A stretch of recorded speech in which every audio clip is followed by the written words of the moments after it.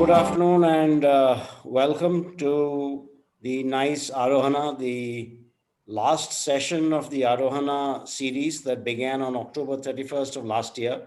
And, today is the culmination of our first set of Aarohana workshops and Ask Me Anythings and sessions that we've had.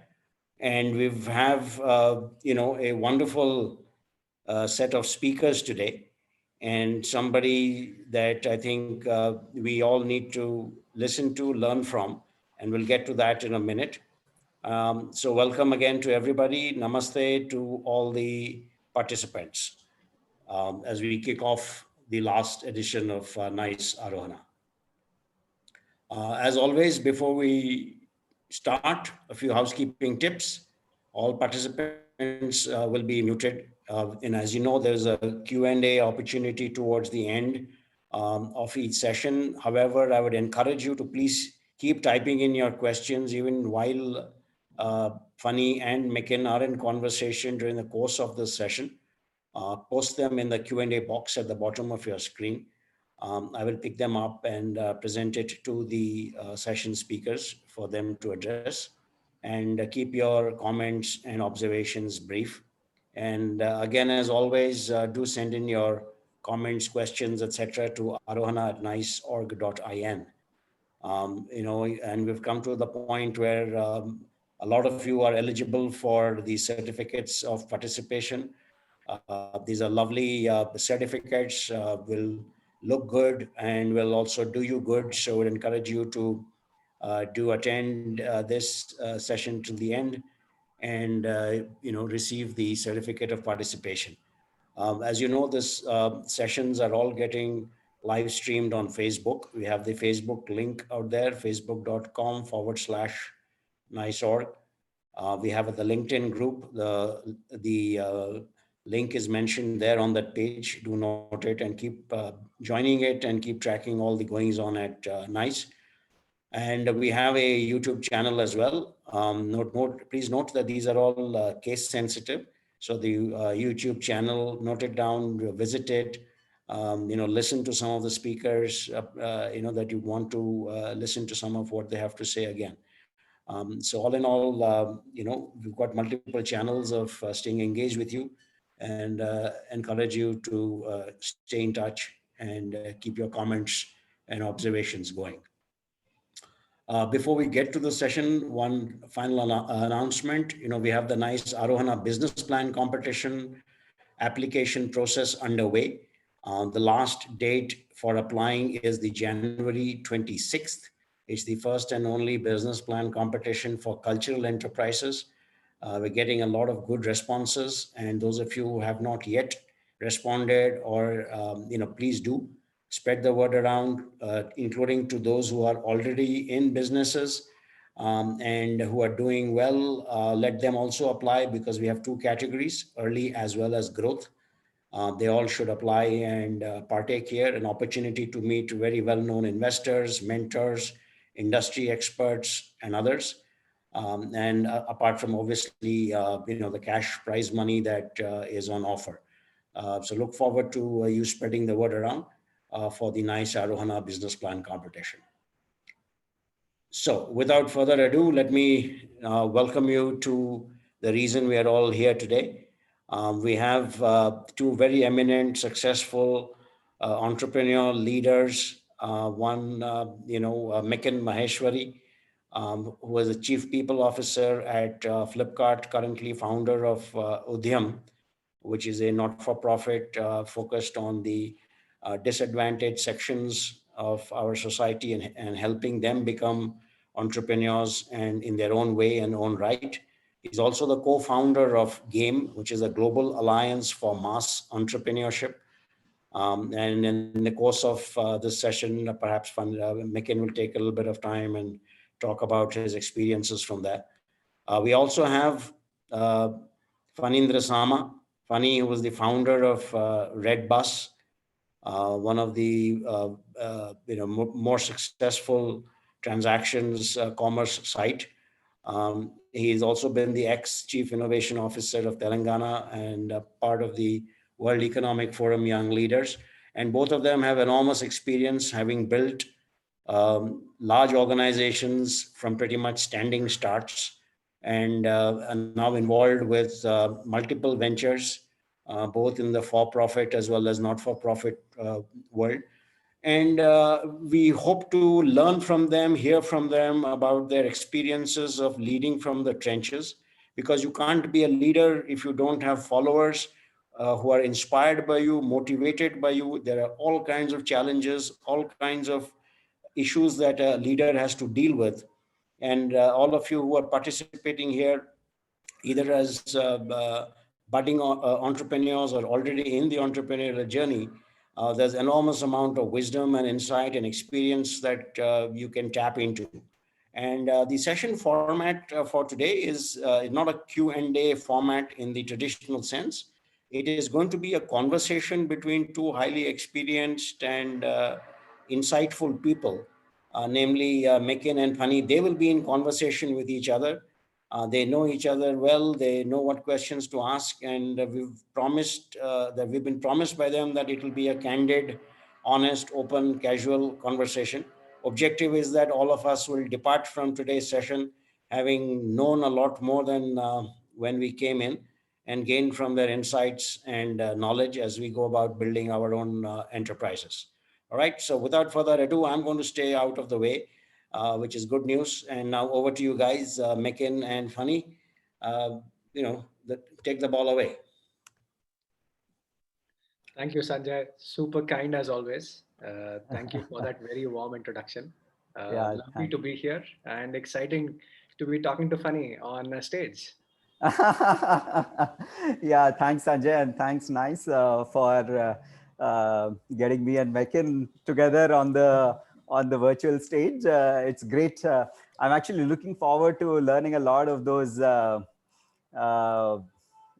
building blocks in terms of people and culture at Flipkart, and how are you using them at Udyam. Flipkart is a big inspirational story in India, and it's the biggest success we've had so far in the entrepreneur ecosystem. No, not so easy. Not so easy, Funny. Sanjay already said this is no Q&A. I am as excited, and I am hoping to get some inside stories, your experiences too. So yeah, I think let's let's get started. And I know Sanjay, this topic is about people, and as entrepreneurs, people who enable the business, right? Your team is core to making this happen.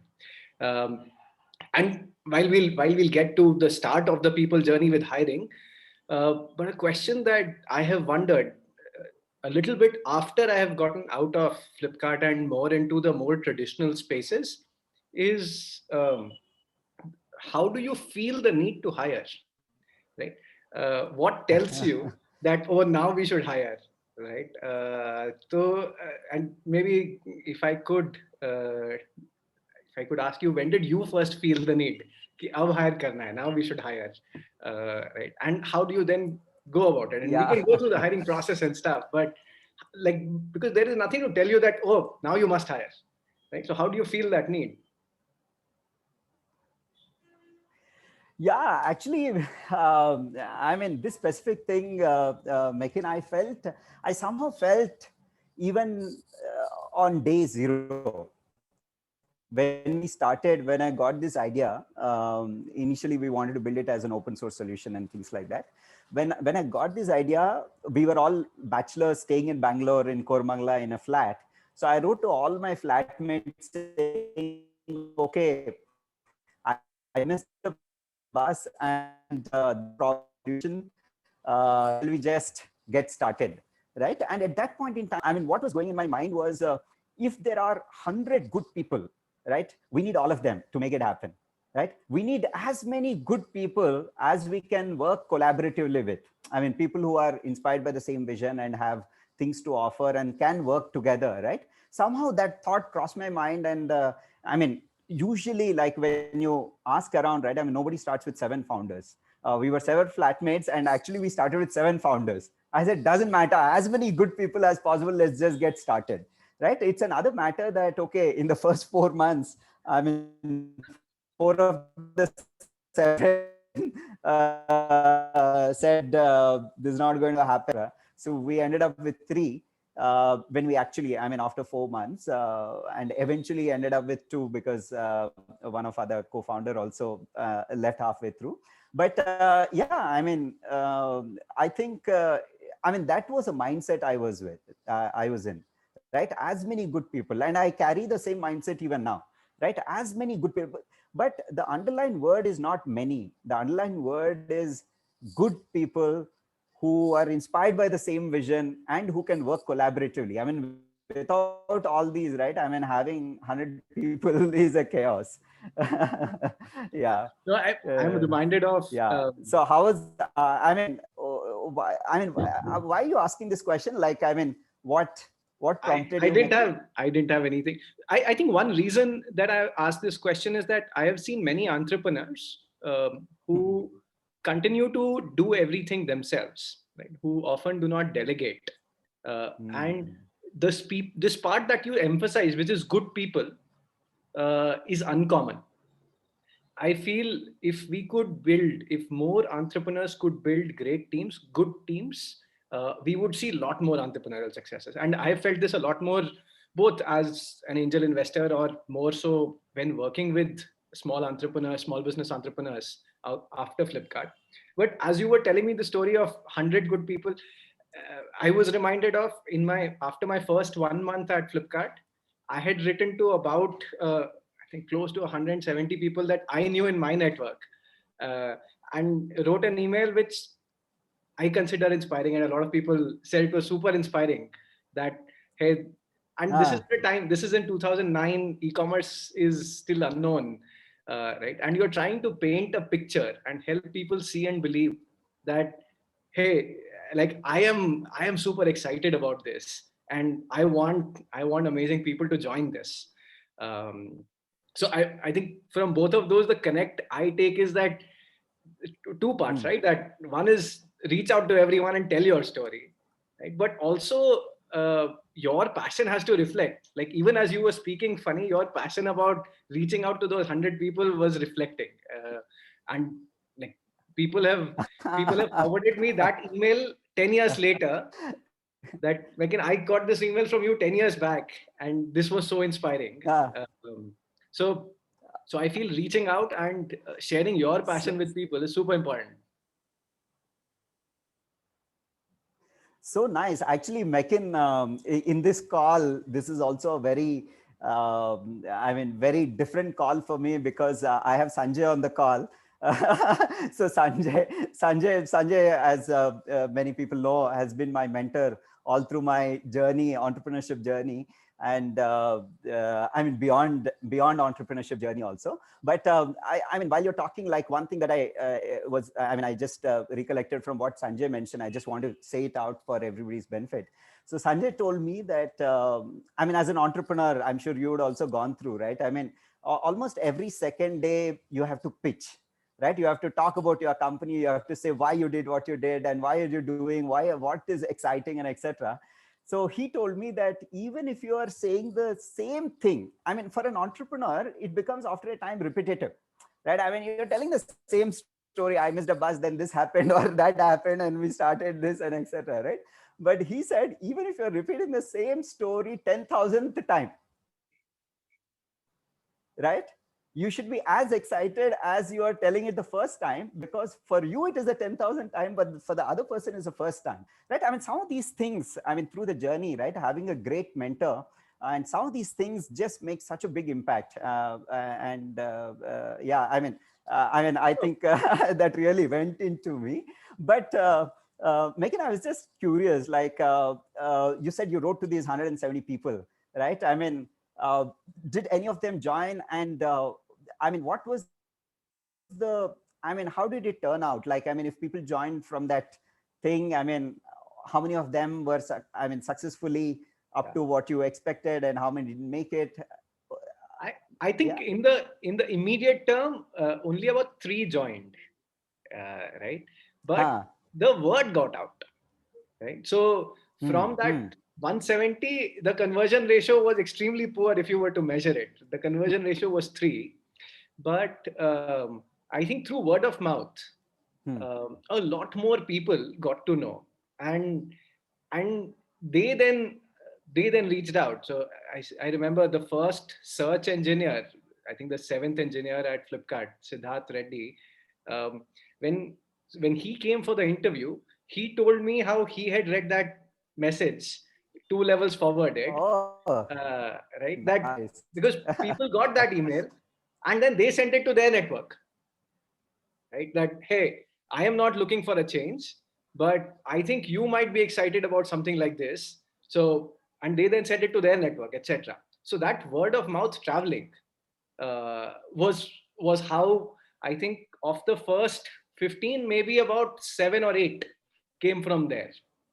Um, but the part about the pitch that Sanjay mentioned, right? Nice. I feel I feel most of us entrepreneurs think about pitching to investors, often think about pitching to customers. And it's much easier when you're thinking B2B that you have to pitch to customers. But very few of us really think about pitching to potential hires, right? Or pitching to employees. I feel it is no different, right? I actually It's think probably more important. it, yeah. And in hindsight, we can both clearly say that it is more important than both customers and investors. And like I remember back in 2009 when Flipkart was not a brand, uh, and the consultant would pitch to somebody that, hey, Flipkart mein job hai, would you want to apply? And people won't be interested. And then I would push them that, boss, get me a coffee meeting. Right? Sorry, Mekin.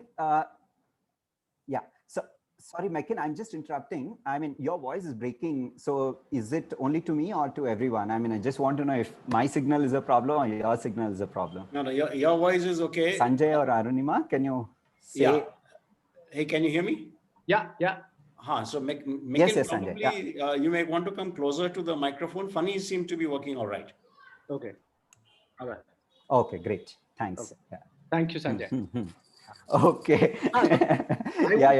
I think your new house internet is not set yet. I am on the 4G. Oh, okay. Yeah, but fine. I would push them so to. Mekin, I had one. Go ahead. Yeah, go ahead. No, I had one follow-on question on that.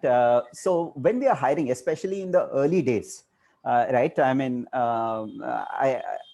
like you mentioned, I think the early days team is the one which makes or breaks the company, right? How strong is that team? How cohesive is that team? Is the one which makes or breaks the company, right? So what is the best way to build that, source that team, right? I mean, there are various ways, and I mean, I have a hypothesis, but I want to hear from you, like what worked, what are the best ways, right? I mean, there are out of all the many sources, what is the source that one has to go after to get that first team? Yeah, I think we started out on it. So first is you do whatever you can, right? Which is your network, and then if it's inspiring enough, then the word travels. The second bit is it is a lot of effort, right? And be willing to put in that effort and to go tell that story the 100th time, the 200th time. That's the story I was saying, that there was once like a good architect that we wanted to pitch to, right? But he had not heard of Flipkart, and there was no reason for him to engage. He was happy in his job, and I eventually got to have a coffee in his cafeteria, right, with him. That, hey, let's hear me out, and then you decide if you want to apply or not, and so on, right? So I think this energy and passion to tell the story to as many people as you can, I think, is important. The second part, funny in terms of, like, a lot of people have asked me that between skill set and values, what should you hire for, right? And this is a very common dilemma for an entrepreneur. And I feel that at the start, if you can, please do an and, right? Hire for both skill set and values, right? I know it slows down your hiring, and hence you have to put double the effort, possibly triple the effort, but it's totally worth it. If you hire, like at Flipkart, we had no time to train somebody to learn coding. You had to be a good coder in the technology team. You had to be able to work completely independently, right? Similarly, somebody who was getting into marketing, we didn't know marketing, right? You had to be a good marketeer. You had to know how to talk to agencies, etc., right? What we could discuss and debate about is like, hey, what are the brand values? So you need independent people who are very highly skilled, but you don't negotiate on values, right? That you might have very skilled people, but hey, they're not humble or they're not customer centric. Then it's not what we all want to build. So those were, I think those were the two things that worked for us at Flipkart. That yeah, So, both. so Mekin, can you give an example of where it Yeah. went wrong of when you hide for skill and not for values? Maybe that's more obvious, but hide for value, not for skill. Like, I think, do you recollect any examples? I mean, are there any stories? I mean, so that we can relate to and identify that, oh, this is a case of no skill values and no values so and I'll give you two skills. stories. I'll give you two stories. One is that I think in mid 2010, a recruiter called me that, sir, I am talking to this, and I would tell him, please don't call me sir, but he continues to call me sir even today. Uh, so he would say that we are talking to these candidates, but they think Flipkart is a very arrogant company. And I'm like, okay, those who know me think that that seems bizarre, but why do they think Flipkart is an arrogant company? They said because like Google engineers are getting rejected at Flipkart. But back in 2009, Google engineers were gods, right? If you are at Google, you have a passport to everywhere, right? It is like an American passport कि कहीं भी जा सकते हैं बिना visa के kinds. But hey, they were applying to Flipkart, and Flipkart was not hiring them. And we had this evaluation criteria that not only did you have to code well and have design and architecture skills, but you also had to know the business impact of what you were doing, right? You had to understand what was it leading to for the customer. And in those rounds, uh, we realized that in hindsight, very few Google products from India had actually gone through those iterations of working with customers, etc. So I think that's an example of where we said no, and I think it worked well for us. I'll give you the other example where we hired and it didn't work well for us. Right? This is now 2012. We were a larger company. We were starting to build out our own supply chain, right? And we had built the initial versions of supply chain, and it was hard work. It was really, really hard work. At that point, we said that, hey, we've done everything from first principles.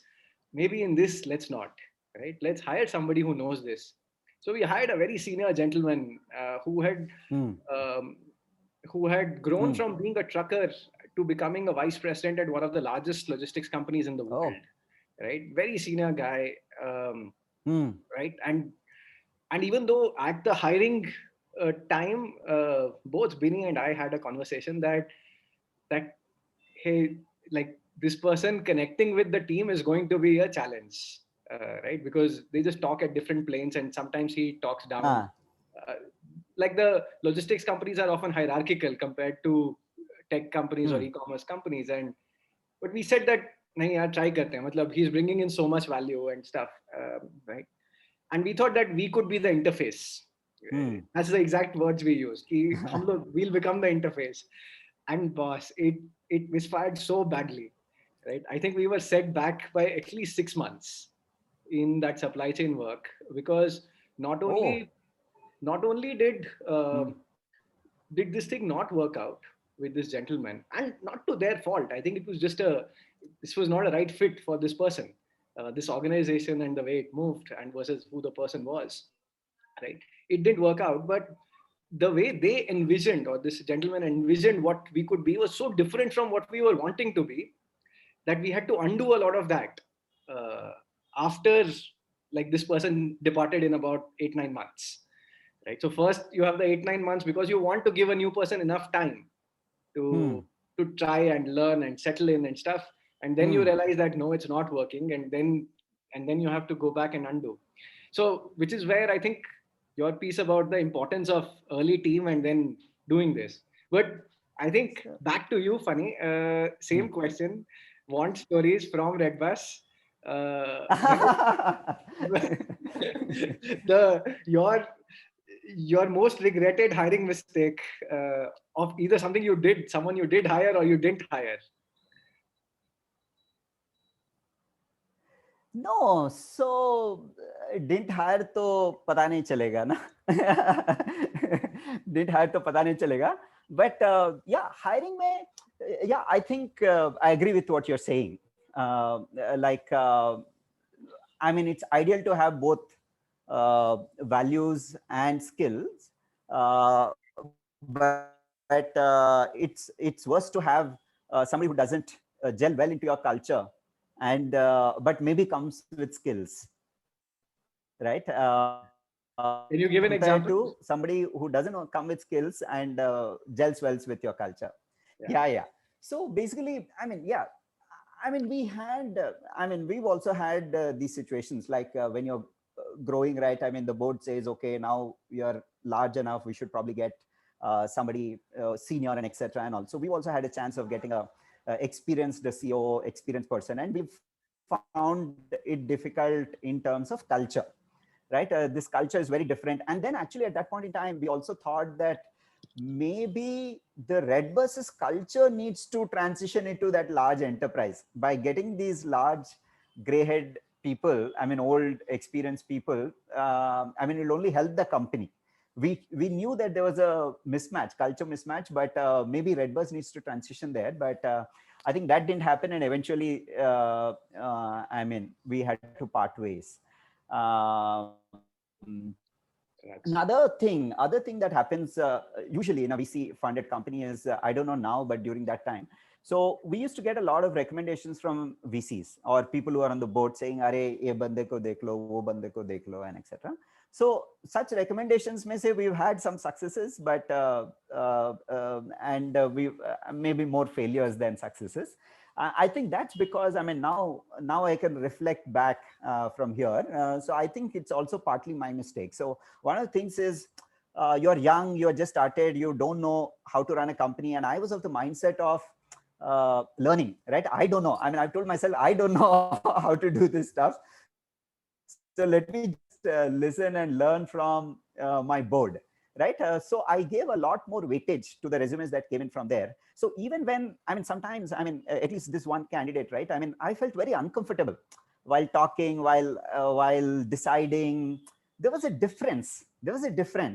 But I sat down and I tried to reason it out as to why I'm uncomfortable, right? So when I went to each one of those things, like what he said makes sense, but it's just that I'm uncomfortable. I mean, I'm not, like, for example, one of the things, one of the things is that gentleman said, see, the senior managers or the manager should have a kitty. Like whenever some of their team members do a good job, the senior manager should be able to just announce a gift on the spot.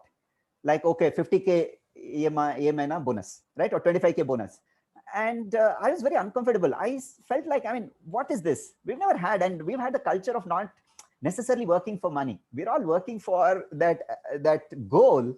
And while our money needs are taken care, it's not like I'll come here today, I work because I want to get that 50K bonus or something like that, right? We didn't have that thing.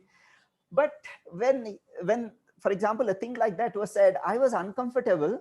But when I sat down and say, I shouldn't miss a good candidate just because I have not graduated to that level, or I'm thinking in a particular way, right? Then I said, okay, what he says makes sense. And especially a large company that this gentleman was coming from had this practice. Then I said, if that large company has this practice, then maybe nothing wrong in doing that, right?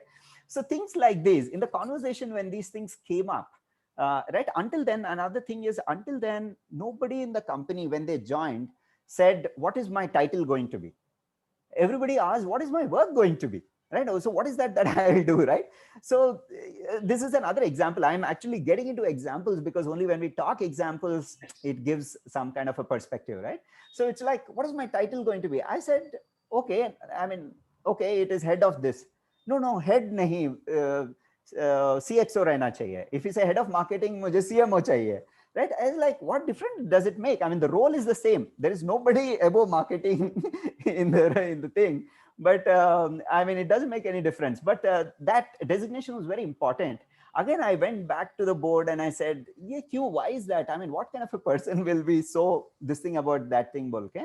But anyway, I was uncomfortable, but I thought it was mistake on my side and went ahead and hide, and it didn't work out for both. And I mean, now, I mean, we are like, I think 5-10 years uh, outside that episode now. I mean, the gentleman is very successful. I'm very successful. I mean, I don't know. I can say that about me, but I'm enjoying life. but the thing is, it's just that, I mean, both of us together didn't work out, right? So it's nothing about that person. And that is another thing that I carried for a long time, saying, how can I say that, I mean, I am right and the other person is wrong, right? I mean, now I figured out that actually both of us are right. It's just that together we are not right, right? I mean, some of these things will be very, very helpful. I mean, some of these, I don't know, call it mental models or frameworks will be very helpful for entrepreneurs to make those decisions, right? I mean, we don't want to make a wrong decision. We don't want to make a selfish decision. But if we know that actually it is good for both, right? I mean, we would go ahead and make that decision. So these were some of my, I mean, some of my experiences. I think as you were talking about examples, and I think this is what Sanjay intended. I had no idea what he wanted us to do in this talk, but I think as you are talking, it's reminding me of examples. So I'll go ahead and share that. Yeah. There was this interview where I walked in as an interviewer. This is 2013, I think, right? And there was this gentleman, senior executive from a global company, right? And he and I had also just clean shaved. And when I shave, I look much younger than I am. So so this gentleman mistook me initially. That and then when I told him that okay, I was this person, I was playing this role, he got very uncomfortable. He's like. Mm. He's like, I don't think I can work at this kind of a place. Right? Because he's used to working in a company where, in some sense, growth is tenure led, right? That, or if you were this batch from IIM Bangalore, in 3 years you will have this, in 7 years you will have this. And if you know the batch of the person, you can almost predict what perks they would have in their company. Okay? Versus a company where you had, as in, it was very common to have younger bosses, right? That all of us had hired people who were much older than us in age. Like I am older to Sachin and Binny in age, and they hired me, and then I hired multiple other people who were much older to me. So, but let me at least use that as a question for you, Funny, that when you were hiring people who were, say, more senior in age, right, in or were experts, right? How did you deal with both the hiring challenge, but more importantly, we can now shift gears to also like managing them. And did you face challenges and experiences there? Uh, So I think the second one of managing them, I think there. I mean, my thing was I think I didn't manage anybody at Redbus, right? I mean.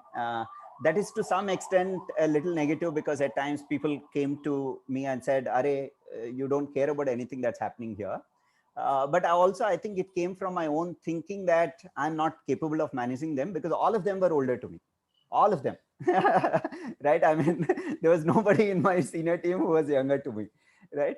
So I told myself, I mean, I can't even sit across a table. See, and all of them were experts in different things, right? I mean, you'd sit with a finance guy who'd talk about whatever, right? I mean, debit, credit and all, and you have no idea. And how can you even have a conversation on what he's saying other than this, right? I mean, that's the first time you're hearing a debit credit and things like that. So managing for me was, I mean, I told myself, first of all, I'm not capable. I mean, I don't have that, this thing to manage.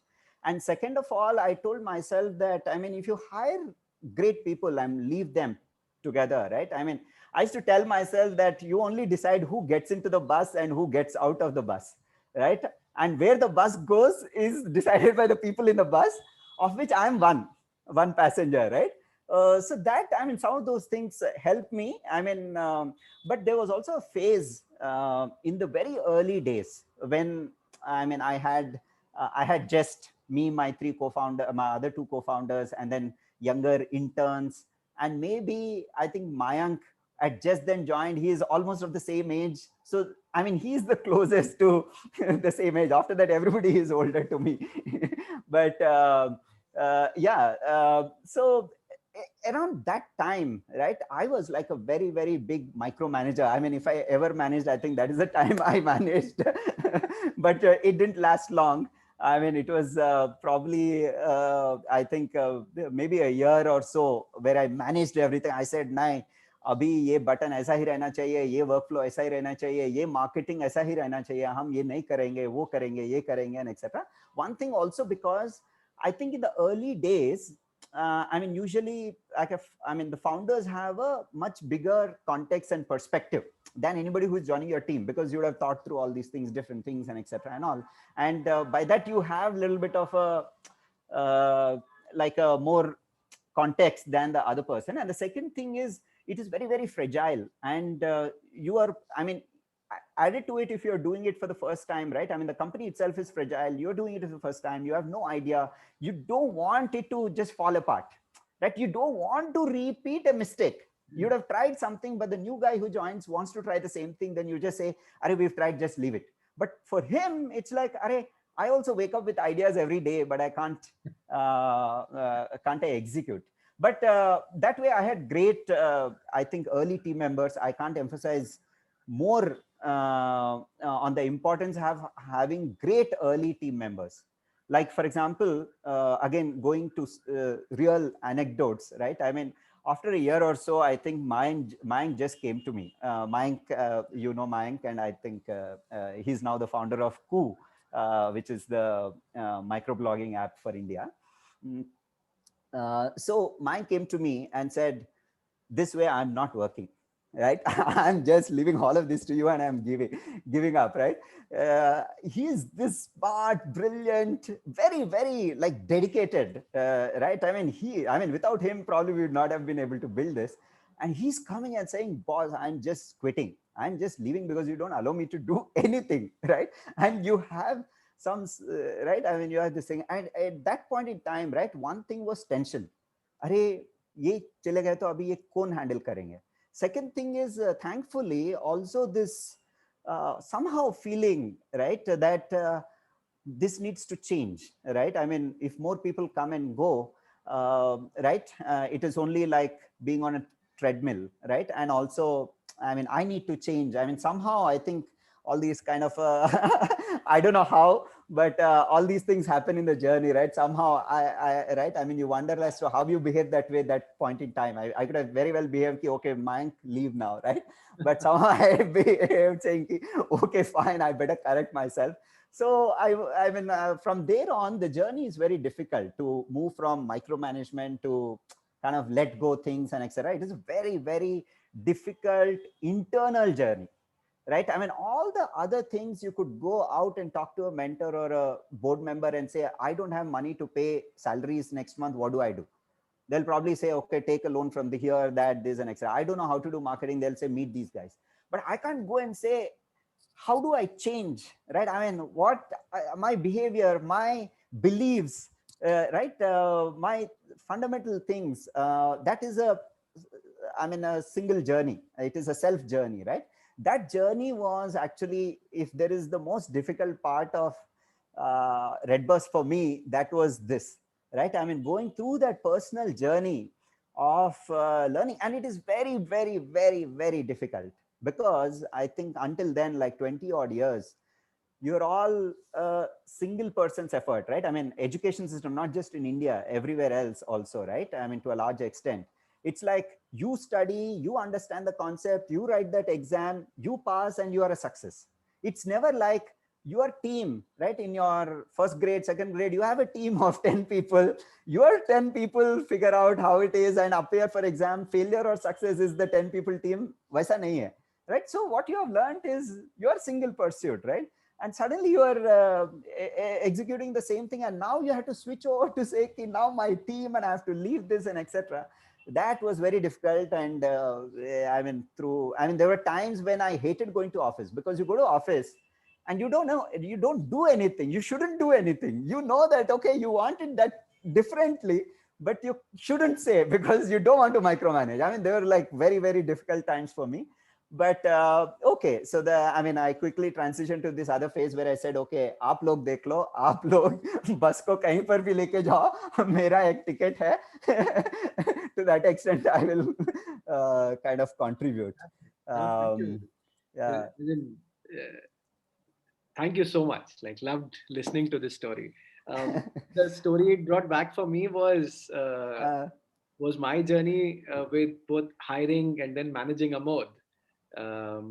So for those of you who know, Amod now is like the founder at Udan, was the CTO after me at Flipkart. He joined in as in, again, I think right from the interview, such amazing vibes, right? That he's a vice president at a startup and I am offering him an engineering manager role. And he's happy, like no conversation about title.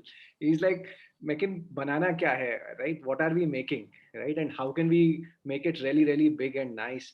One thing that we discussed a lot about was, in some sense, like the need for people management. And he was like, Mekin, I'm a techie, I'm a geek. तू कहाँ डाल रहा है मेरे को? Why are you expecting me to manage people? And I think over the first, I said I think you've just branded it bad. He's a Calvin and Hobbes fan. He's like, you've just branded people to be like Calvin and Hobbes, how Calvin thinks about people, but it's not all that bad. So try करते हैं थोड़ा, right? And I think he grew to be such an amazing and inspiring leader, right? I think technically he was he's leagues ahead, right? But I think growing and then being able to focus on developing and growing people by inspiring them, I think like pushing people really, really hard, having high expectations, because he did a lot. So that journey, that him going from like a geek archetype,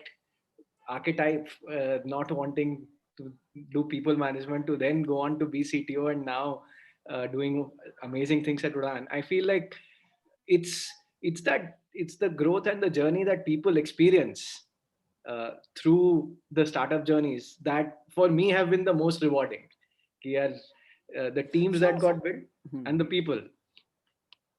Go ahead, Funny. You're saying something. Yeah, so great. So what are those? I mean, this is a very good. This is a very good example of how Amod moved from not wanting to manage team to doing a very good job at that, right? So what are those? What are those some of the things that you have observed that helped Amod in managing team well? What are those? What are those behaviors, traits, beliefs, or whatever that is, right? I mean, what are those things of a effective manager? I think so for most people, and especially for most first-time managers, right, who are very, very skilled, who are very capable themselves, and can create amazing results with their own hands, when they become manager, the first thing that happens is they have very similar expectations from everyone. Right? कि अगर मैं कर सकता हूँ तो तुम क्यों नहीं कर सकते, right? And now, boss, like Amod is a super engineer, and then like you have a few super engineers, but not everybody, right? And like everybody is different, and everybody has their own strengths. So I think the largest switch is to understand that people are different, right? that every person is different. They have different Hmm. strengths, and they Hmm. have different buttons. Hmm. I'm sorry, I'm being direct, and Hmm. like there are different things that push people, that motivate people, that inspire people, right? Not the same thing inspires everybody. Hmm. So being able to understand uh, people are different, and you can hence you have slightly varying expectations, or you become slightly broader or less rigid in terms of ये ऐसे ही होना है, right? You're like, hey, what you care about is that this should happen, and maybe you become more freer with how it happens. Hmm. Right? So the what you agree on together, but the how do you really care about, right? And Hmm. you allow for a lot more freedom and space on the Hmm. how, and allow people to make mistakes, allow people to try and learn and do that. I think as that starts happening, Hmm. uh, as in people who've transitioned into managers also start realizing that, oh, there are newer things coming up that I hadn't even thought of. And the moment that starts happening, these managers become good converts into good managers, right? Like they're like, oh wow, now I get it. Like why should you even build a team? Like as an architect, otherwise, like, hey, why build a team? Right? Hmm. Let's just let's just build technology instead of building teams. Hmm. So there are two things, Mekin. Like one of the things, like I mean, when you were saying this, I mean, you said the different buttons, and then there was a little bit of a hesitation saying, "Okay, I'm being direct," right? So I mean, I think that's a very important thing. Like I mean, personally, even I went through that. There was always this dilemma, right? I mean, my first impression of when we started Redbus, the first impression of a businessman, right?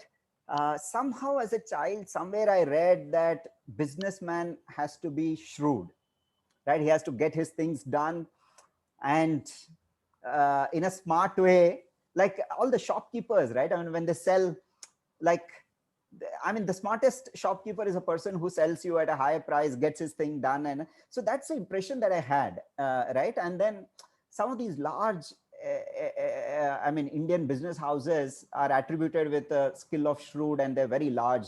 So that also kind of reinforced in me. So when I started initially, I mean, I could very well have been oriented and gotten carried away in that path, saying, okay, I'm a businessman as a startup founder now, and I need to be shrewd. I need to be smart, but it should be so much smart that the other person should not be able to realize that I have been smart, right? So, but thankfully, like again, I say, I don't know how, but all these kind of divine interventions happened. And then thankfully, I didn't go that path, and then it put me in another path. And in this path, at many instances, I kind of had this this thing, the same dilemma, right? Okay, it is different strokes to different folks, but should I be different in front of different people? Which is means you are like that girgit, right? You're changing colors at different in front of different people, and that is not something that I would be happy at night sleeping. Right? I mean, I'm a changing person type, right? I mean, I change with the thing because you want to be consistent. You want to be that one person who has a particular values, right? Whether it is in the daylight or in the night, etc. You want to be like that as a leader, right? But that doesn't go well with this of different strokes to different people. And then I wondered about this for a long time, right? And that's why I think this journey is such a beautiful journey, because if not for Redbus, I would not have thought about many of these questions, right? Or got an opportunity to think about them, right? So I mean, over there, one thing that helped me is, I mean, in many times like that, right? I think there, I mean, many times I realize there is only a small difference between that being manipulative, being different to different folks, versus being actually, like you said, inspiring, motivating, right? In the right, the positive energy versus the negative energy was based on the foundation of a small belief, right? Like, why are you doing this? I mean, when you introspect and figure out like why you're doing it, are you doing it because you can increase your sales and you can get your work done by this guy and then fire him later, or you're doing it for his benefit also, right? And later I read several books that this and all, and I realized that a great manager is a person who also sees the benefit of your team members, and is able to associate your goals with that person's personal goals, right? So just by realizing that, right, that there is only that much small difference, right, by purifying your heart, right, I mean, just let it go from your heart, right, that you don't want to do anything wrong, you want to do only the right things, right? If you have that belief, you'll still end up being different person to different people, but now with a very different meaning. And I found, I mean, I'm saying this again, I mean, in the context of this, because I mean, we are told that there are many early stage entrepreneurs in this call, and some of our experiences, I think, very hard learned experiences with a lot of bruises. I mean, I hope they don't have to go through. So I would say that, I mean, once you clean your heart and mind, I think any action that you do will only have a positive implication than a negative implication. The action per se is not negative or positive. You'd still go and be a girgit, but for a very different thing. So I think understanding that will give a lot of strength and confidence to do many of these things, like even letting go a person who like we discussed, right, and somebody who's not working out well, right? Like, why? I mean, are you the right person and he's the wrong person? If you think like that, then it's different, right? Yeah. But is there another way to think about it? And I think, yeah, I mean, I just wanted to. Yeah. So I think one thing that helped me, or you touched upon something, and I think two things that have helped me make a lot of these decisions, right? One is to think about hiring and jobs as a fitment. Right? It's a relationship, right? And it's not that the person A or the company is right or wrong. This person may be right for this company or may not be right for this company. This company may be right for this person or may not be right for this person. And that is what you are trying to evaluate. Is this person going to succeed at this company? If not, right? If you in your heart believe that this person is not going to succeed at this company, and this was a lesson that helped me fire people, right? And I say this, I say this very positively, because like, if in my heart I know that the chances of this person succeeding at this company are low, I am wasting his precious years or her precious years, right? They could spend those same 3 years at another company, and maybe because I know them, because I've worked with them for a couple of years, I can probably help them find that place where their chances of success improve significantly. So like, ideally, if as an entrepreneur, and my first manager, and I got very lucky, in some sense, took responsibility of the careers of people, whether they were with him or not. Nice. Right? Hey, you, like, I care about you, right? And I'd love for you to succeed. And it's something that we nudged at Flipkart, like our leaders to do, our managers to do that. Hey, can you take responsibility of your people's career? Can they grow? And how are you enabling them to grow? I think was very powerful. But you talked about a two-way dilemma. I will add a third dimension to it, right? That, so I used to use like a triangle where, see, as a business, you have to first start with what is the business need, right? If business is not working, if business is not succeeding, there is no organization, there are no people, nothing else happens. So that is number one, right? But then you move to, okay, what is this person good at, right? Or who is best for this business need, right? So that is the second edge, and then figuring out what is this person's aspiration, what does this person want to do.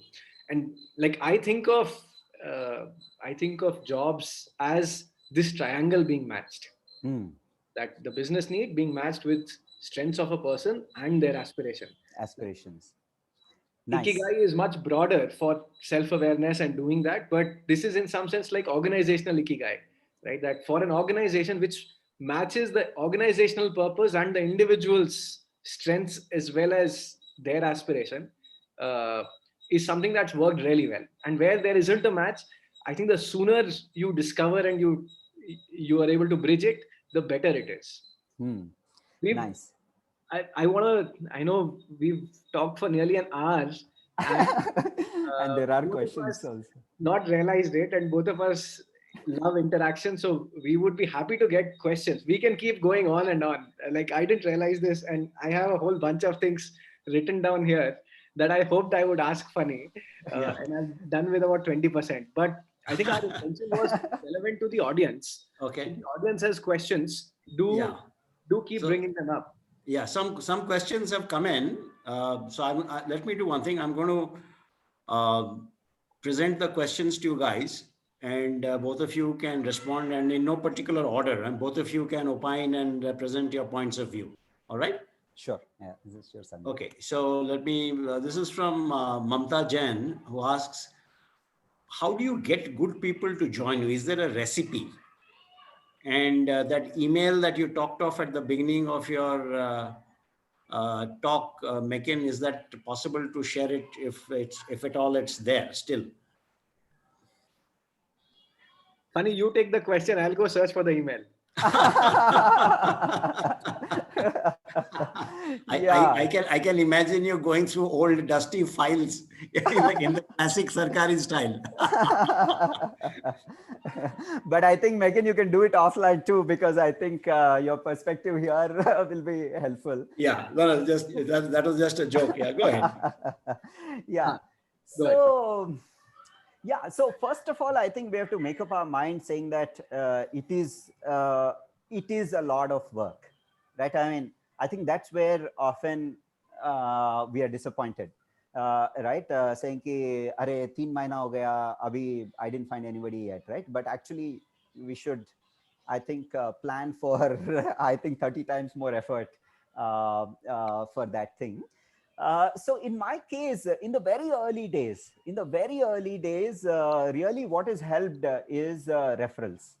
Like, I think that's the pattern. I said, I have an hypothesis when Mekin was saying he wrote to the 170 friends of his. I think that strengthens my hypothesis. Even, for example, the way Mayank joined Redbus. Right, Mayank is actually a friend's friend. My college senior went on to do MBA in AIM Manila, and Mayank and that senior were classmates in Manila. So just going through your network, right, telling everybody and anybody that you know that you're doing this, and if these are the needs, and if there is anybody that can who can help you, please put a word to them. I think that is really, really very helpful. I think one other reason why it is helpful is in this case, like this college senior of mine who knows me very well, when I reached out to him and said, we are doing something called Redbus and we're looking for people, he connected me only to one person. Now his network in AIM Manila could be like 40, 50, 100 people, and his network at BITS Pilani must be another 300-400 people, and then many other places, right? Out of all those things, he connected only Mayank, right? I think because this senior knows me very well, he also knows which of his friends will be a good match to me. So in the early days, when we do not know how to recruit and how to interview and all, this thing really works out well. People who know you well, you go to them, they will connect you to the right people who will have a higher chance of success with you. Yeah, I think to add to what Funny said, most entrepreneurs don't take this as seriously as they should, right? That part about this is a lot of work, and this is a lot of important work, right? So we often deprioritize it compared to sales, compared to partnerships, compared to a whole bunch of other areas. And I feel like if mentally you can make that switch, right, and then Mamta, I can reverse the question and ask you for, hey, what is the recipe for making a good sale, right? And we all know that, hey, the answer lies in a lot of hard work and detail, right? There are a whole bunch of ways, and if you are actually willing to invest, you can hire well. But the first piece is like passionately telling your story, and like unashamedly, uh, without any shyness, telling your story as many number of times as required as possible, at every opportunity, and let it travel, right?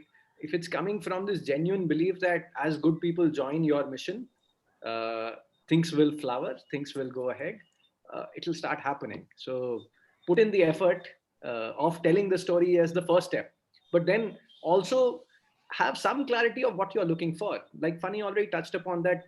if you don't know what you are hiring for, and you often just go by, say, what someone else is saying, and that someone else could be a board member, could be a mentor, advisor, I think it's important that you slowly develop a sense of what is it that will work in your organization, right? You are shaping and building an organization and starting to make active decisions about it, that you will hire for values, you will not hire for values, you need this experience, you need this skill. Figure that out, right? So the answer is has to be relevant to your business, and then stick to it, right? Don't let go of those processes, or when you change them, change the process. Don't do it as an exception, that, oh, everything is good but he didn't meet these two criteria in our process, but let's do it. It's like, then go back, relook at your process. But don't, if you keep making an exception, then there is no point in having a process. Yeah. Yeah. Thanks, guys. A couple of questions have come in from Anonymous. What is that one super quality that you guys have that you realized over time that helped you in leading teams?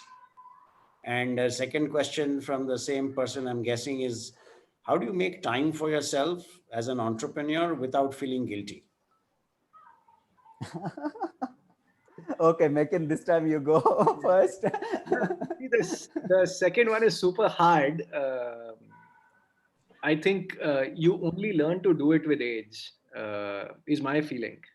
Maybe some entrepreneurs get saner quicker, but I feel initially, at least, most of us, and I at least, did that quantity of work and amount of work.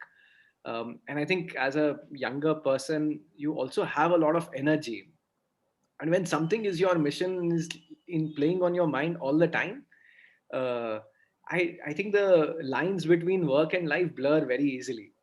Right? So even though you may be at home, on your mind is something that is work related. So in hindsight, I feel it's important to find a hobby, right? Something that will help you take your mind off. I strongly recommend sports and music. Books is another piece that I missed.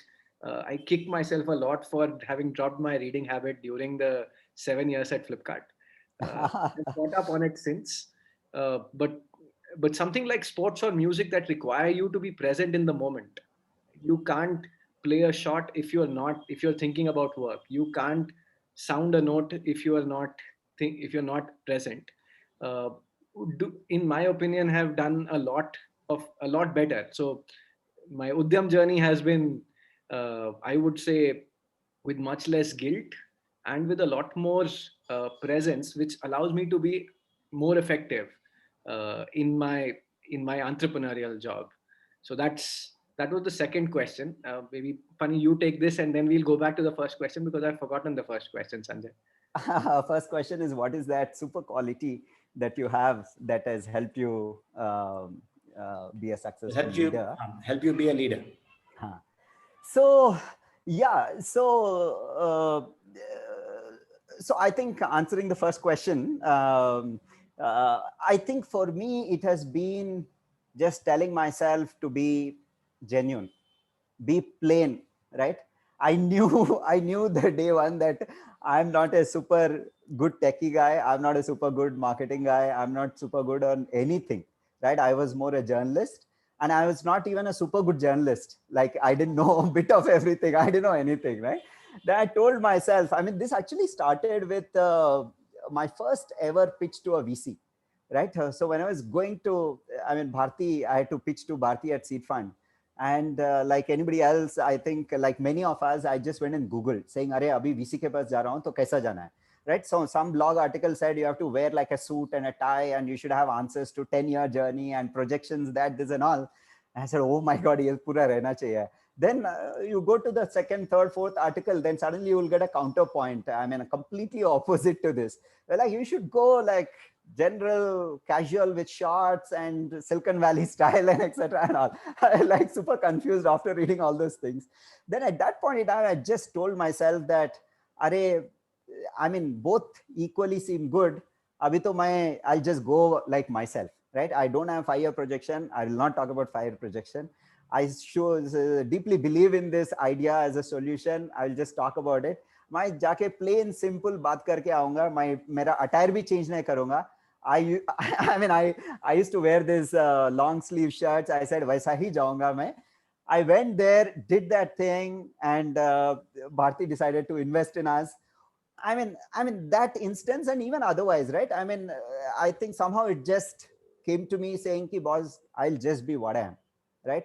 In no meeting, I will be like that or like this and etc. And I think that really helped, because over time, what happens is you are also, that will encourage you to be open-minded. Think about even your own business idea, be a devil's advocate to it. So all the course correction will happen through that thing.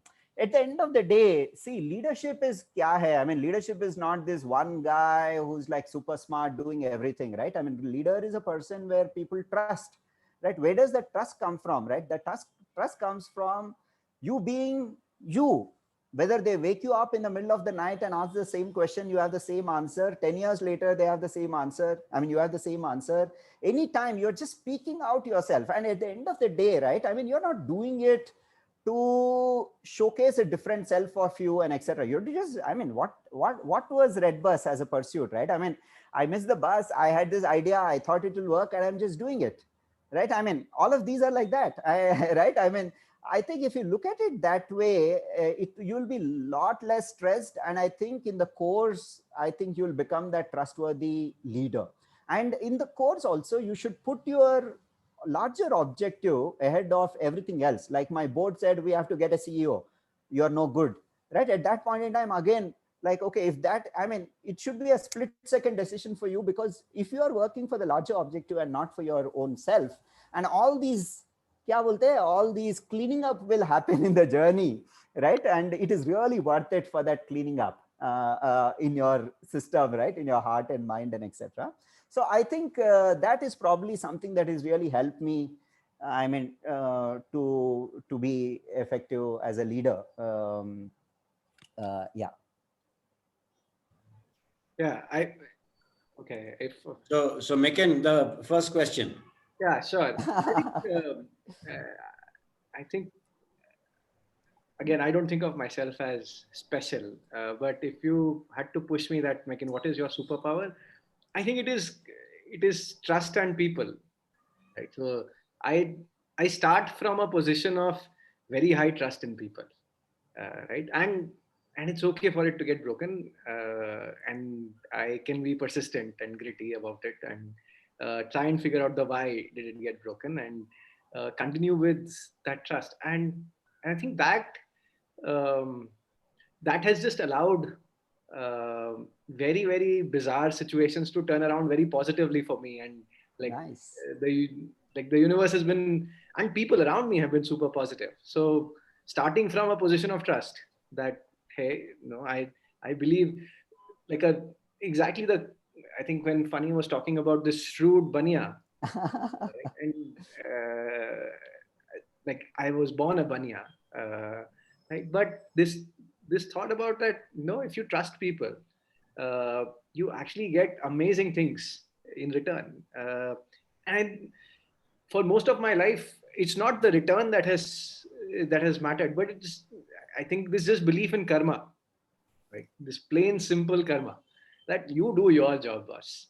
You do the best you can, and then the rest will take care of itself. Is probably what's allowed me to do what I have done. Yeah. Nice. And yeah, okay. Yeah, we'll go to the next. Funny, you want to add something? No. I was saying we'll go to the next question. Okay. Question again from Mamta Jain. She says, any decisions that you regret with regard to people management, apart from what you've said so far? Yeah, many. Many. Like one of the things that I can think of is, see, as the founder and CEO, you're part of two teams, or like any manager. I think any manager is part of two teams, right? So one team is that I was part of as a founder CEO is that of my board, my VCs, board, investors, mentors, and etc. The other team that I was part of is my executive team, the senior management and all, right? So I think one thing that I regret is, I mean, like I said, I mean, during the journey of Redbus, I told myself, "Arey, mujhe ye kuch pata nahi hai. Let me learn, let me figure out." And the people who are experienced and have gone through that journey in both the teams were the team, obviously, in the investors and the mentors and the board members, etc. So I think in my journey of Redbus, I spent probably more, not physical time, but the mental time, or influenced. I was more influenced, or I respected more that team, the board, and this team than my own team, right? I mean, more there and not so much here.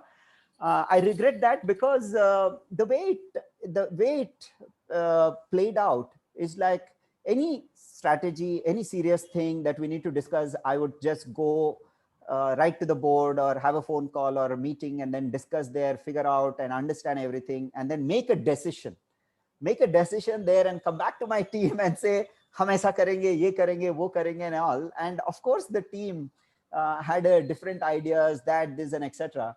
So over there I had less belief in the team, and hence I think I gave less opportunity for the team to be more, I mean, be able to influence me and influence the company in the way that they wanted to, and etc. and all that. And they are, I think, in an equally good position from a different vantage position to steer the company in the right direction, in the sense of, because they are living it every day. Board may be more experienced, they may have seen different case studies, but they're not living this journey, whereas the team knows the intricate details of the journey.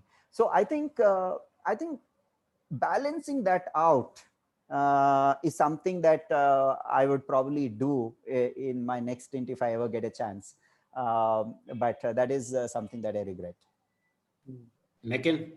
Yeah, so mine is, yeah, it's still a deep regret. I think so there was a time when we had a CEO change at, uh, at Flipkart, and then the new CEO had very different ideas from what how we had been operating, and wanted to try new things. And I was playing the HR role then, and I thought it was my duty to support the CEO, the new CEO. They should have a good shot at succeeding. Um, and in the process of trying to help them succeed, I broke a whole bunch of processes I had defined, right, and which were deeply rooted in values and beliefs that I carried. And we made some we made a few hires, and a whole bunch of mistakes that stemmed from there. So not only did we make, I thought I was being supportive to the CEO by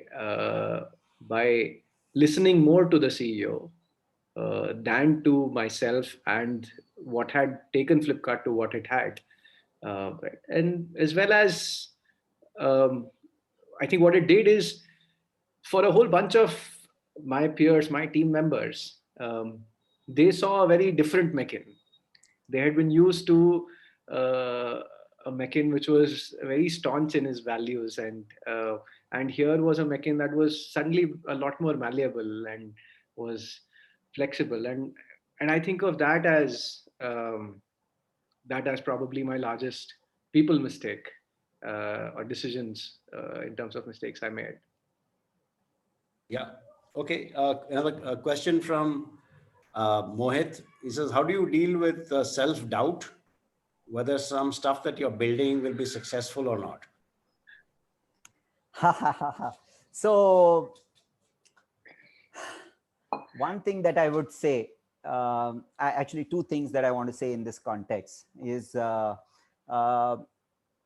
one thing is, I think one of the uh, very valuable uh, traits that an entrepreneur or a person in this position needs is that of optimism, right? I think if you are in doubt, right, whether this will work or not, after, of course, evaluating everything, I think entrepreneurs in general should, if at all they have any bias, it should be towards optimism.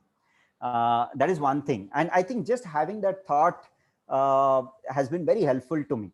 Like whenever I was like this, right, optimism is that you need, right? I mean, and you read any number of books, any number of articles on this, they will say optimism is a trait that entrepreneur needs. Right. So just having that thought will help you in some situations where you have to opt, where you will opt towards optimism.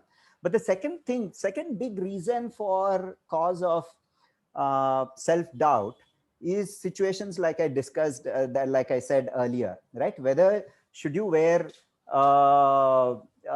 jacket or should you wear shorts, right? 1 second, just give me a minute.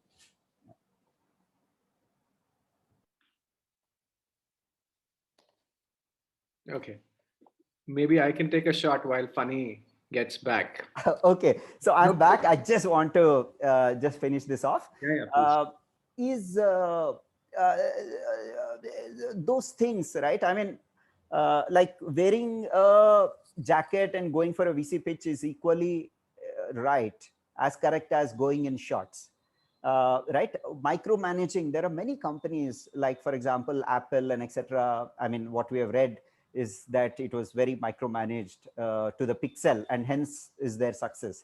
And equally, there are examples of companies which are not micromanaged and we're just let out and then they're successful. So I think the doubt comes in when we have two like opposite things, case studies which are successful. And often in anything that you take, should you pursue your idea, continue to pursue it, or should you pivot? Right? I mean, we have as many success stories of pivoting and being successful versus as many pursued till the end and being successful. So I think just again being aware of, I mean, both of them work and it is neither this nor this, but actually being both, and where you draw the line is up to you, like whether you will pursue or pivot. I think having that kind of a mental model will be very helpful in taking some of these decisions very confidently, with a lot of confidence. Sorry. Yeah. Yeah, I'll answer it more provocatively. I think as an entrepreneur, you need to be both arrogant and humble, right? You have to be arrogant to believe that what you're trying to do will succeed, because the world clearly does not believe in it, and that's why you are an entrepreneur and you are trying to make it happen. Because if you weren't arrogant, uh, you wouldn't be on that journey. And I'm just saying it plainly that. But at the same time, you have to be super humble. One of the first books in that list that I just shared, right, is as in the other book from that same author. And wow, High Performance Management is the book that I was referring to, and I'm blanking out on the author's name, who also wrote Only the Paranoid Survive. Um, and I think self-doubt is very genuine and very natural, um, and can be actually a very powerful force in an entrepreneur's journey. Right? It's as long as you can use it. Right? Let the self-doubt be genuine. Let the self-doubt question your ways, your methods, not necessarily you. Right? So translate the self-doubt into self-actions doubt. Right? Like, what are your actions that you are doubting? And like, I think improve your actions, find ways of making the actions better. But I think beyond a certain point, you have to believe in yourself, and else entrepreneurship is a super lonely, super dangerous journey. Okay, a couple of questions. Um, One is about, would your hiring decisions have been different if you were entirely bootstrapped? And that is from Mamta. Then from Anonymous, if you had to resolve conflicts when working with seniors, what's the appropriate approach? So I'm asking two questions at the same time in the interest of ensuring that we get in as many responses before the scheduled 90 minutes. Yeah, so we'll probably split. Funny, which one do you want to take? The first one. Go ahead. If you are bootstrapped, whether your hiring decisions will be different. So the answer is no, because whoever we hired in the early days, kya, baad mein bhi, right? I mean, whoever we hired, all of them joined at a lower pay scale than what they were getting, right? So I mean, it would not have changed if we were, if we were bootstrapped, because the outgo of money was the same. I mean, it's actually many. I mean, many of them joined at survival. They said, "Ha, humko mehna." I know one of my ex-colleagues, right, AB, right? He gave me a small Excel sheet saying, "Mera ye kharcha hai," and to the last decimal, he said, "Itna pay kar do mere ko." Right, and then he was actually going in a car. He said, "I'll start coming in a bike." Right, so I think that is the spirit. I mean, that is the kind of a team that you want to build.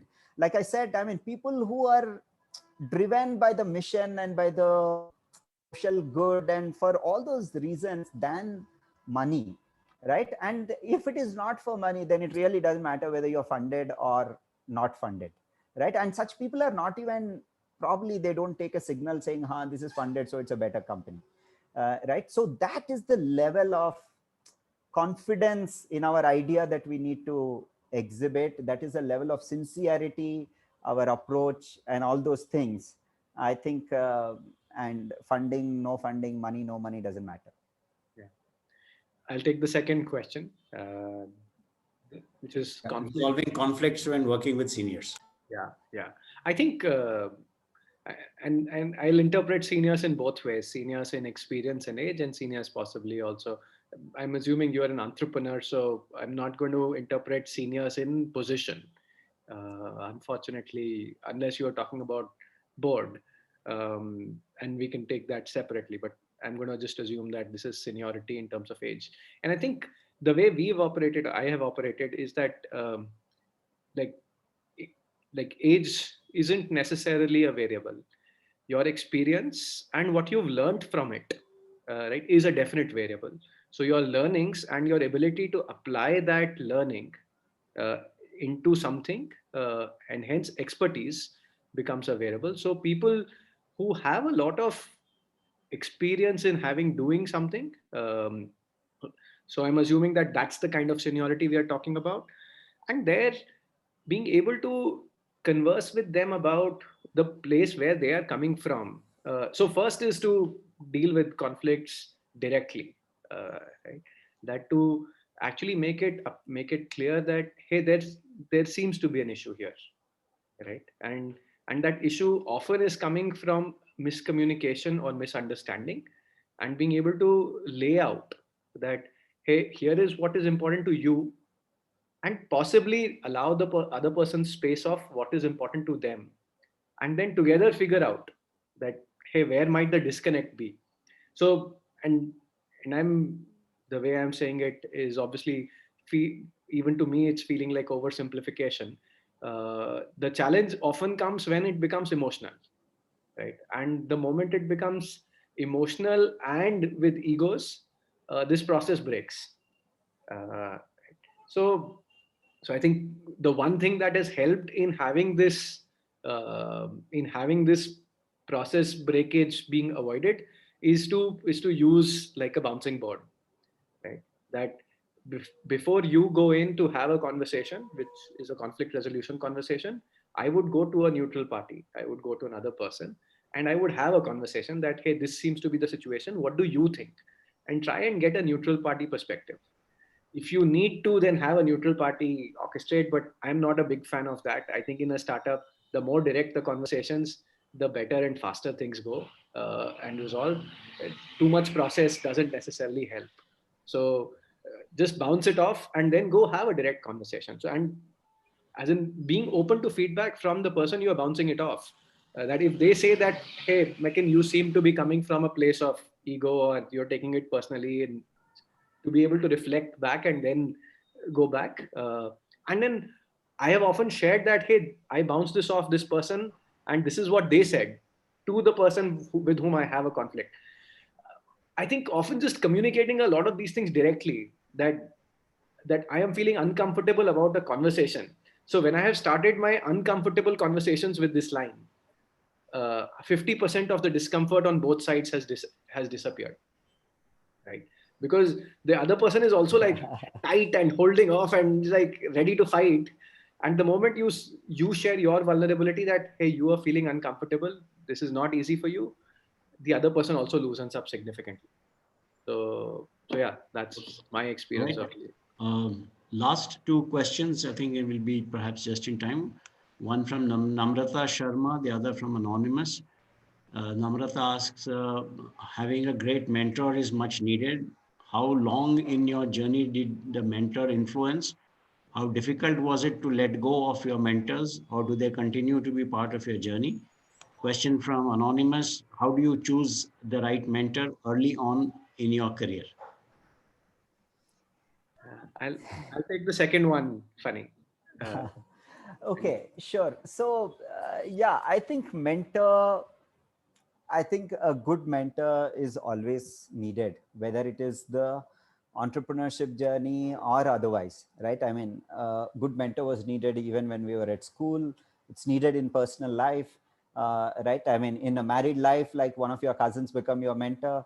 I mean, it's always needed. I think it's not very specific to this. So I think I mean, in my case, I mentioned that Sanjay is one of my mentors, and he's added a huge thing to me. And he continues to be my mentor. And I think I've been greatly influenced by Sanjay. I mean, there's so many things, right? So many times actually that I reflect on this thing, and then I can pinpoint that, okay, this is because I'm doing this. I mean, I'm behaving this way because of Sanjay, right? I mean, so such a great thing. And I think mentoring is a two-way street, right? I mean, one thing is, okay, your mentor tells you, but if you don't implement that and then go back, right? I mean, if you're not sincere, right? I mean, you don't get as much value, because, okay, I keep talking so much about Sanjay, and some of the other entrepreneurs asked me to connect to Sanjay. I connected them to Sanjay. One day they came back and said, "You talk so much about Sanjay, but we are not getting as much value." Right? I said, "Okay, what did he say and what did you do?" Right? He said this, and we are thinking that this and all, but never implemented or done that, and etc. So that way it won't. So the great mentor, I mean, works for you but doesn't work for you. It's not like and that shows that it's not a one-way street. So it's a two-way street. So any mentor that you take, right? I mean, you be sincere at the bottom of your heart. I mean, figure out if you respect, if you value uh, the values of that mentor. And I think that's a great mentor to have. One myth is, oh, if I'm a FMB entrepreneur, my mentor should also be from FNB. If I'm this thing, it should be. I think that really doesn't matter. I don't think Sanjay has done an internet business. I mean, he's a startup founder, and he's been a founder. I think that journey is very valuable, and is enough to suggest what to do, not necessarily like Java versus .NET and etc. and all that. So I think mentor is at a very personal level. It's not a business strategist, right? I mean, is the person that you reach out to when you're going through these difficulties, whose advice you trust, whose guidance you will seek and implement, right? Who, when he asks you to jump off the wall, you will just blindly jump off the wall, right? I mean, that's the kind of a person that will be very helpful. Yeah, to the second question, right? How do you find good early mentors? I think two or three paths, right? One is uh, people who've probably traveled some part of the journey themselves, right? So it's not necessarily people who are doing this only from as a coach. So you do need ex players instead of coaches. So that difference, and often a lot of great coaches are also ex players, but then there are enough great coaches who are not ex players. A mentor, on the other hand, in my opinion, it's great to have an ex player, somebody who's walked part of the journey. I think the second part is that there has to be something about the other person that you're inspired by and that you respect a lot, right? It cannot be a functional relationship. It's ki, oh, mujhko ye chahiye, like I need to learn this and this is the best person, so I will just go do this. In my opinion, it hasn't worked. I tried that when I moved into the HR role, and it very quickly broke down. Right? That I like, if I could not get myself to be awed or be inspired by the person, um, the mentoring relationship doesn't work or breaks very quickly. And eventually, I think the third piece is that there is a sense of what who you want to be or what you want to do, what choices you make, and what you value. I think figuring that there is a match between these, right? That if there are, for example, and we've talked about it, right? Like your views on humility, your views on as in life and stuff. So I think on some of the core pieces, if there are large disconnects, over time it may be hard for the relationship to be long term. So, but at the early stage, it's mostly limited to your visibility and you asking around, and being open to having conversation, and then seeing if that chemistry develops. So like with many other relationships, including a job or a marriage, you would explore and see that, hey, is there chemistry, is this right for me? So that's my thought on finding early mentors. Great. Nice. There is one last question, I think, which we can handle subsequently. There are a couple of questions that have come uh, regarding diversity in teams and difficult professional decisions and so on, that we will respond to on email. We'll pass them along to you. You guys can respond and then we will take it on, because we are about almost 5 minutes past scheduled time of for this particular session. So guys, thank you so very, very much for making time for this. I know it's been a favor that I've asked from both of you for 90 minutes of your time, for spending and sharing your very valuable insights with all the participants. That nice Aarohana, and this is a very, very important critical piece. And I think very few of folks would have had the opportunity to listen to you firsthand about all of these experiences and insights that you've had, and you took the time to share it with all of us. Thank you very, very much indeed. And with that, I also want to thank all the participants of Nice Aarohana as we bring the curtain down on this particular edition of the Nice Aarohana series. Do stay tuned, watch our social media handles, and we'll come back to you with a lot more exciting, interesting sessions and programs in the days, weeks, and months ahead. Thank you very much. Good evening and all the very best. Namaste. Thank you. Thank you, Sanjay. First of all, I think for taking up this initiative of NICE for the benefit of our country and our culture. I think our 90 minutes is that doesn't even count in all the efforts that you're all putting in the in the spirit of not for profit. I really enjoyed being part of it, and Mekin, there are many questions that that I that I still have. So maybe we should catch up sometime. Thanks a lot. It was very nice being on the panel. Thank you, Sanjay, and Thank you all. Bye. Thanks everyone.